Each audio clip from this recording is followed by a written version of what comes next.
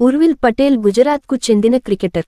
2023లో Gujarat Titans జట్టుకు ఎంపికైన ఈ యువ స్ట్రైకర్కు ఆడే అవకాశం రాలేదు.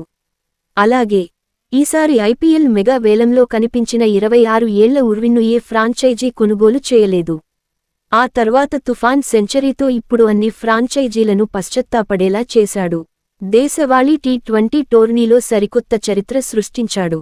అది కూడా అద్భుతమైన సెంచరీతో కావడం విశేషం. అలా అతి తక్కువ బంతుల్లోనే సెంచరీ చేసి సరికొత్త రికార్డును లిఖించిన బ్యాట్స్మెన్ పేరు ఉర్విన్ పటేల్. ఇండోర్లో జరిగిన సయ్యద్ ముస్తాక్ అలీ టోర్నీలో త్రిపుర, గుజరాత్ జట్లు తలపడ్డాయి.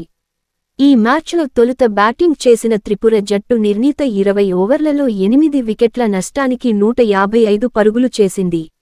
ఈ లక్ష్యాన్ని ఛేదించిన గుజరాత్, ఉర్విన్ పటేల్ దూకుడు ఇన్నింగ్స్తో అద్భుత విజయాన్ని సొంతం చేసుకుంది. ఉర్విన్ మొదటి ఓవర్ నుంచి ప్రారంభించి 10.2 ఓవర్ వరకు చెలరేగిపోయాడు. ఈ మధ్యలో కేవలం 28 బంతుల్లోనే సెంచరీ సాధించాడు.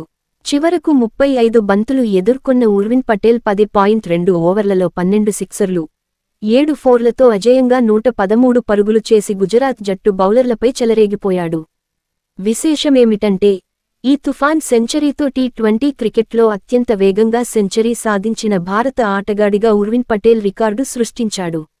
గతంలో ఈ రికార్డు రిషబ్ పంత్ పేరిట ఉండేది. 2018లో హిమాచల్ ప్రదేశ్తో జరిగిన టీ20 మ్యాచ్లో రిషబ్ పంత్ కేవలం 32 బంతుల్లోనే సెంచరీ సాధించాడు. దీని ద్వారా క్రికెట్లో అత్యంత వేగంగా సెంచరీ చేసిన భారత బ్యాట్స్మెన్గా నిలిచాడు. ఇప్పుడు ఉర్విన్ పటేల్ కేవలం 28 బంతుల్లోనే సెంచరీ సాధించి సరికొత్త చరిత్ర సృష్టించాడు.